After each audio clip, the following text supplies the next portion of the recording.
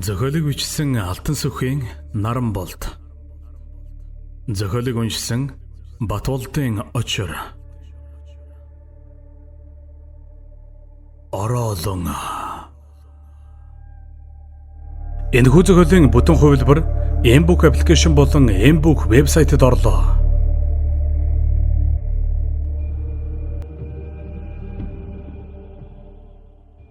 Голыг татмаар гаталсан хоёр тэнгэрт өндөрхүй салхинд хийсэн тойрог гайтай нүгэлдэх шуудаар багцаалдан хурдан алхав. Гэвч бартаа ихтэй учраас сансан шигэн шуурхаа зорьсон газраа хүрч чадсангүй. Нилээд явсны эцэст гүн гууж алга түүний цаана хүрэнтэх хаттай бэлчрийн энгэрт тулж ирэв. Зөрөг жимгүй бартаан дундуур яарвчлан явсан хоёр ир чамгүй амьсгааджээ. Галсан юунд чим түгшиж яаран байгаагаа гайхан дотор нь харлах айдастай мэдрэмжээсээ огтхонж салж үл чадана. Зүн совин нь юм уу юу ч юм түүнийг урагш нь яаруулан чирхажээ. Тэрээр үерийн усаар эвдэрч улам бүр гүнзгэрч буй жалгыг аг амьсгаагүй гатлан шууд хаттай эгцэнгэр өдөө мацаж гарав. Тулгач түүнээс хоцорсонгүй. Сангийн аж ахуйд гинжит трактор барьж байгаад гэр бүлэн дагаж эн сум нэгдэлд ирсэн түүний хувьд илүү дутуу үгэхгүй гүдэс шударгаараа угаас нэртэй билээ. Хоёул хааныг ганг мөлхөө өвс цоохорцсон улаан хадан бэлчэр өдөөн араасаа хөөгцөн мэт авиран гарах үед мөнөөх хар шувуудад эгээл зулаа шүргэн ойртоод ирвэ. Энгэр жалга талаасаа л эгц болохоос биш цаад руугаа налуу тавиу ажээ. Тэднээс сахалтын зайтай ойн захаас холгүйхэн өтгөн ногоон өвсөн дээр энд тэндгүй улаарн сэглэж сэгзэм гарсан нь нээлхэн. Хариулж яваа эзэн үгүй эс бөгөөс бороо шуурганд уруутсан хонинд чон орохтол нэг юм дүр зураг зайнаас нэлийн угтдагсан. Илэрхий дайсгансан зүйл үгүйг хормын дотор тандаж мэдсэн хоёр бууныхаа замгийг буулган оосроор нь мөрөндөөн үрээд гал дээрх хоолоон хүлэн суух аянчид адил энд тэнд нэвсийх таснууд руу дөглөө.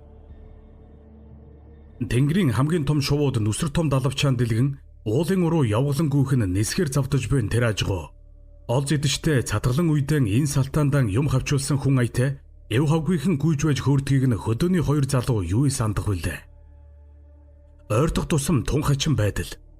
Хонь гөрөөс цэрэг махчин араатанд сүргээрэн сүйтгэгддэг төр муутай өвсөн тэжээлт бус. Чон 10-20-оон алагдсан тасар татуулсан хөглөрч хэвтэн. Гайхсан галсан ойрхон нэгэн сэгдээр хурж очоод өвдгөө нуглан явган суугаад гэрхаагаар ажиглаж эхлэв. Ам ангархай танан цагаан хурц соёон нарны гэрэлд гялбах эд хүч чадлан жагссан азарган чон. Чонч гэжтэй улаан хоолойг нь цагаан мөгөөрстэй суглаад шидчихсэн ялимгүй сортой чонын зантгар том толгой. Биеийн нурууныхаа ясыг арзайлган хоёрхан алхмын цаана хөсөрт хэвтэн.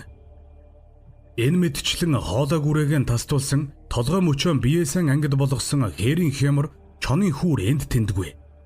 Ширүүн тулааны үед ёр бишийн хүчтэн зэрлэгээр хайр найргүй хөнөөсний дээр үлдэгдлийг нь шувуу хэрсцуулгаагаад уламж аимшигтай зургаллыг бий болгожээ.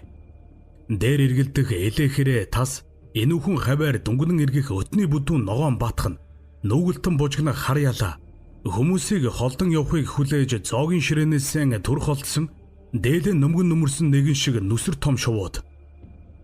Тас татагдсан чонын дотор эрэхтэн цусночтойгоо холилдон тарахад өмхий самхаач гэж найгүй. Хоёр ир салж тойрон орчныг чадгал хэмжээгээр наривчлан шинжив. Улаан дэвсэг болтол үзэлдсэн хятааны талбараас жаахан зайдуу гарч мөр хайж явсан галсан өвсөн дунд ямар нэгэн зүйл үл мэдэг гялтганахыг анзаарлаа. Байнга хөшөлдөн явган суухт нь төв болох буугаан нуруунаасаа мултлан зүүн гартаан авч баруун гараараа бутлаг өтгөн өвсийг зулгаах шахам ярж харваас голдоон цохолсон хоёр улаан бадмаараг шигтгэхтэй шижир алтан бугуйвч хэвтэж байхан тэр. Цэцгэнхээ ороож сийлсэн хос марлын ард нь арай баг дунд нь том улаан бадмаараг суулгасан гайхалтай уран хийцтэй эмэгтэй хүний гарын гоёл. Бадмаараг шигтгэхэ 3 байсан бололтой. Одоо харин нэгнийх нь ором нь онгойн хоцорчээ. Галсан түүнийг өргөн нар өдөө харуулж гялбалзах өнгөнд нь аяархан дуу алдлаа. Энэ үед нөгөөх талбарын цаад хэсгээр тойрж чонтой зүрлэнгүй хүчрхэг араатны уул мөрийг хайж явсан тулга гараараа даллан дуутах нь үзэгдэв. Галсан мөнөх бугуйвчаан нуруу руугаан тойруулах шахам лав өвөртлөөд нэг гартаа буугаан барьсан чигээр тулгын зүг шогших шахуу яаравчлав. Тэрээр одоохондоо тулгад олсон эдийнхэн талаар үг цухуулахгүй байхаар шийджээ. Юутай ч эхлээд учрыг нь олох гээд үзье. Хэмээн боджээ. Юу болов? Хардаа тэр гэж тракторчин залуу өчөөд төмөртөө ноцолдож өвөрчсөн бүдүүн мөнөг хуруугаараа газар заалаа. Өвс цулгаан самардаж хэвтээгээрэн тойрон тонгочж налуусныг нь харвал яахын аргагүй хүн байж байгаад ойрхон зур чирэгдэж одсон шиг хачин улмөр энүүхэн хэсэгт тодхон. Хэрвзээ өвс хэдэн жилээр хурлан өтгөрөөгүй бол хөрсөнд илүүдээр улмөр үлдэх байсан буйзаа. Гэсэн ч амт тэмцэн хөл гараараа газар өшөгчин өвс цулгааж эргэцэн байсан нь яахын аргагүй л хүнийх гэмээр улбаа энд нүдээр ялгаж харж болох үцаар хоцорчээ.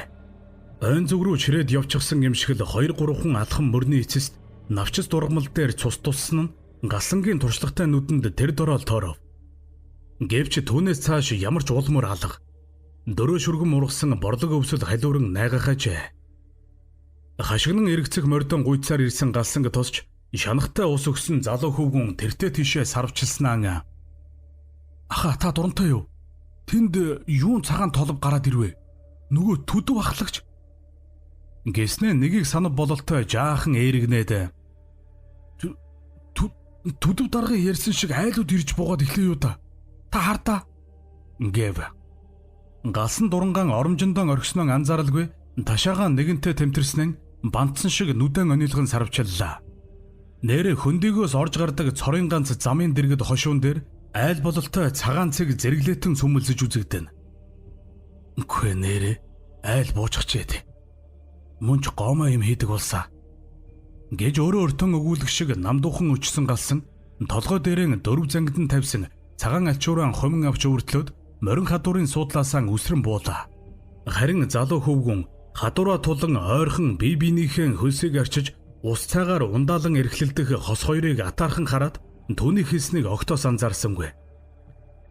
Гардах улаан цохор цэцэгтэй цагаан альчуураараа хайртай залуугийнхаа магнат бурзаах хөлсийг нь илбэн арчаад нүр рүүгэн орж ирсэн халимгийг нь сүмбэн цагаан хуруугаараа хойшлуулах бүсгүйд олон залуус сэтгэлэн алдсан ч азтай нь ганц энэ байжээ. Түүнийг ажиглан зогсогч хөвгүүнч бас зүрх сэтгэлэн ховстуулсан бөлгөө. Гэнтгэл морь товор хатрин одох чимээнээр хөвгүн хос хоёроос харцаан салган хайваас галсан тэрэг татварт хөлөлсөн морийг салгаж аваад хормоогоо шуун зайдан мордоод зулбураар нь залан тэртээ тэнд торох цагаан цэг рүү хэзээний хатруулан оджээ.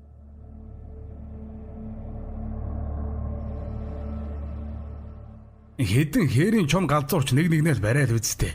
Угаасаа л улсын өмчийн дайсан бидтэй. Өгөж бахтаа таарна. Харин ч айх айдасгүй амар амгалан болж буугаан гамнаж сумаан хэмнсэн юм биш үү? Удахгүй айл орон бидний араас нүүж орж ирнэ. Битгий цуураад хүн амтан айлах гад байчи. Хуучны сурталд тархиа мэдүүлсэн чинь тэндэл юм байгаавч. Бид орчин үеийн эрдэм мэдлэгт хувьсгалт залуус. Гэж өвчгнөх төдвийн үгийг дотрон гашуунаар даапаалан сонсон нь тун саяхан сан. Гэтэл үннээсээ айл ирээд буучихсан байдаг. Яаж игээд л нутгийн олондоо хил чимээ дуулгая гэж байсан нь энэ талаар болчихлоо гэж юу. Араараасаа гарсан учир битүүлэг үзэгдэл бүхэн цаанаа нэг муу ёрын учиртай гэдгийг галсан зөн совингороо гадарлаж байлаа. Цуцсан морин давирсаар айлын гадаа ирж буухад төвний өмнөөс хуучны танил хүрлэн тосч ирээд мэд мэдэн гадаа тавьсан намхан бор ширээнийхэн ард өрөв. Хоёр эр ширээний ард явган суугаад хөрөг зөрүүлэн мэд мэдэж газрын гарц намрын өнгийг амны үзүүрээр ёс болгон хүүрнэлтлээ. Тэднийх буугаад удаагүйч тэрвүү тогчж амжаагүй янзтай. Ганц ширээнч бус ор сандал эргэнэг хөхүүр нь сав суулгатайгаан хаасайгүй хөглөрнө. Хүүхдүүд нь ээжтэйгэн дөнгөж барьсан гэрийнхэн хочлон сулдаж байх нь хачин. Хүрэлч түүнийг ирэхээс өмнө түмэн ажилтай Яруу санд руу байсан нь амьсгал өндөртэй харц тогтургүй байгаагаас нь шууд анзаарагдах ажээ. Тэднийхэн хочлонгоо сулдаж байгаад дээшлүүлэн дахин чангалах нь гэтэл бүр хөсөрч идээд гэрийнхэн бүрээсээ хуулж эхлэв. Хүрлийн барьсан дуграг хавтгай төмөр лаазнаас дүнзэн тамхи дүүргэн гаансандаа гал өгч суусан галсан гайхсхийн гэрийн эзэн өдөө хандтал түүнийг асуухаас өрсөж хүрлээ. Бид харин өчигдөр энд буугаа хөө. Өнөө муу нэртэй азаргын хөндөрүү чинь хадлангийн бригад гараад хачин сонин зүйлтэй огт тохиолдсонгүйгээд өгөөж баян сайхан нутгийг хэн төрүүлж суурьчсан эзэмших юм гинэ гэсэн яриа тархаад ухаарна. Хуучны энэ хэвийг мэдх юм чинь та нарыг бараадад буучгая. Олонтой байхад дас тогчоод авъя гэж бодохгүй юу? Ингээд өчигдөр оройхон нэгдлийн зис таваар түжгнүүлсээр арай гэж энд ирсэн юм. Бүл мутай болохоор гэр бараагаан халтмалт бариад шин нутагт ирсэн гээд ихний цайгаач чанчглаа.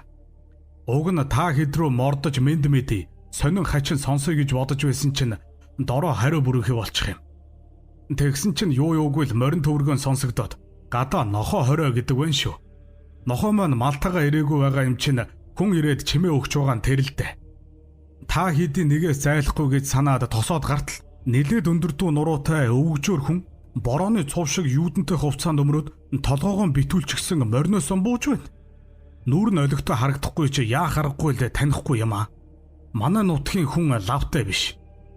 Тэрхүү өвгөн учиргүй хөнгөн шингэн хөдөлгөөнтэй огтор винто бууны амыг нь доош харуулж нуруундаа ташуу үрсэн анчин байрын тэр хачин хүн бараан зүсмийн морион гэрийн хошлонгоос уяад бууга мултлан гэр дээр тавиад орлоо.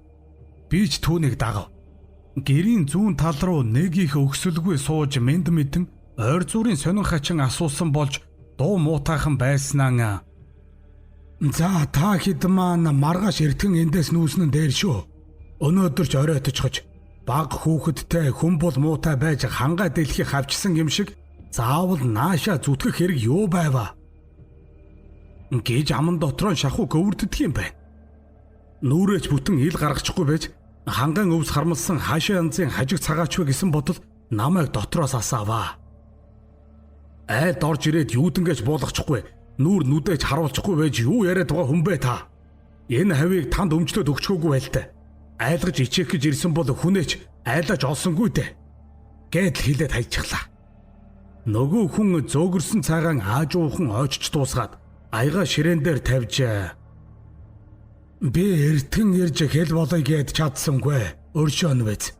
Учрыг нь удахгүй ухах байлгүй дээ. Хотондоо дуугаргах юмтай бол түүнийг юм бэлдээрэ. Гэж мөн л дуулдах үгүйтэй өчөөд шууд босоод үүд рүү хурдан хэрнэн хөнгөн алхлан гарч одлоо. Гэрт гэгээ бүдгэрхэд хүүгийн асаасан лааны гэрэлд юудэн доороос цухалцах түүний өтгөн бууралдуу хөмсөг жигтэйхэн хурц галтай нүдийг халтхан харж амжсан би дөрвөн жингэнэн морины төвөргөн алсартал сэхэ авсангүй. Гэнэт юу билээ гэхнэн зүүдэлсэн ч юм шиг. Гэвч хүү маань ширээнийхэн нөгөө хачин хүний сууж байсан талаас нэг зүйл авчаа. Аваа, нөгөө хүн чинь хөөрөг дайлангаа мартчихож одоо ч холдчихсон байгаа да. Гэдгийм бэ. Авч үзвээс бууг согооны толгой зөрүүлэн жигтэйхэн уран хатгсан дайлантай дунд гарын чулуун хөөрөг санваас надтай тамхилах гэж гаргаад яриа таарах шинжгүйд яран мордохтой мартсан бололтой. Юмаа үлдээсэн хүн эргэж буух байлгүйдэ гэсэн шүг бодоод нөгөөхний хэлснээр буу сумаача үгүйлэлгүй унтах тишээгээ айдав. Эхнэрийн хамаатны дүү манай энэ жил сэрэгт явах хүү хоёр хэдэн малан туугаад өнөөдрөөс наашлах юм. Хоёр баг хүүхэд эхнэртэйгээ ханхай дүү гэртэн өдрийн явдалтан ядраад эртгэн шиг амархаар хэвтээд өглөө.